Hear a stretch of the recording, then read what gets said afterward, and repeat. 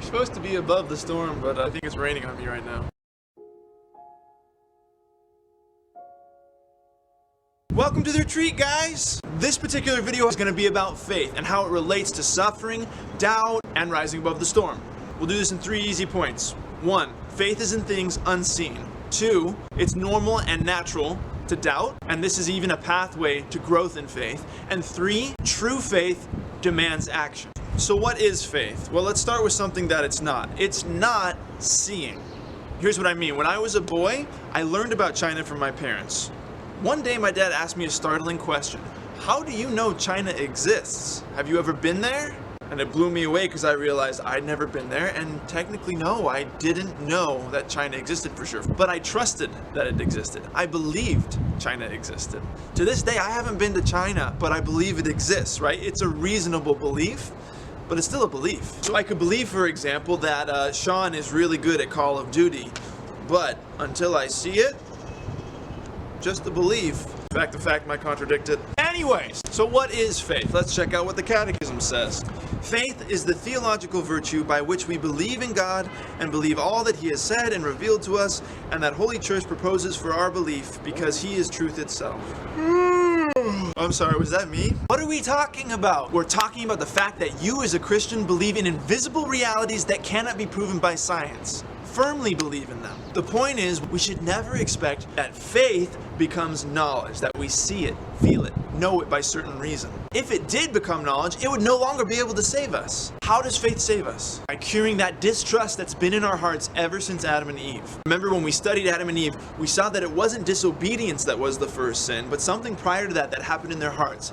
They let trust in their Father, who is good and loving and only wants their happiness. They let that trust die. So faith is the reversal of that by saying, I trust in you, Lord, even when I don't see. Even when I don't have it all figured out, when things don't make all that much sense, necessarily, I trust in you.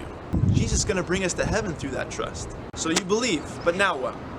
Now you have to stick to your guns, especially when the storm rolls in, especially when you're Jeffrey eating ranch and Celso's coming at you yet again for eating ranch.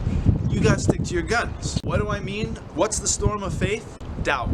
Doubt is what happens every time something comes along that contradicts what we already thought we knew. It's normal and even essential to our maturity intellectually, to our growing in the truth. I thought all horses were brown until I saw a white one, and then my mind was blown, and I realized that not all horses have to be brown. We can also experience doubt even when we're right?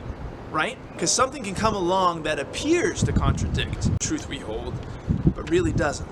This is always the case when something that we experience seems to contradict the truth we know, that God is a loving Father who has our happiness at the bottom of His heart and who holds all things in His hands. So 3 quick things to remember on this point. A, it's okay to have a little bit of a crisis. It's okay to experience thoughts of doubt when difficult situations arise. It's not a sin to doubt. It's a sin to embrace disbelief or despair.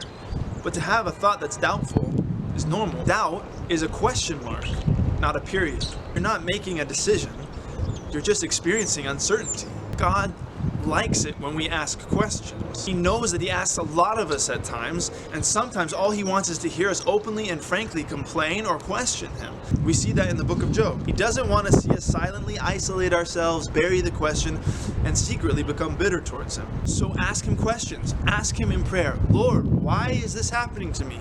Lord, why are you allowing this? Ask the wise people in your life for answers. Ask and pursue the truth. B, in the meantime, stick to your guns. That is, trust Him. Trust that this is a temporary test. That, as St. Teresa says, all things are passing. That there is a light coming at the end of the tunnel. That the storm is going to blow away because He loves you. And for the final point, faith demands action.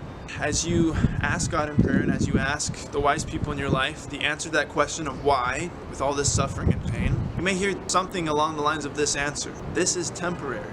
God is only allowing this storm to train you, to make you strong for battle. It's not just you and God on a honeymoon island in the Bahamas. Your faith is given to you not just for you.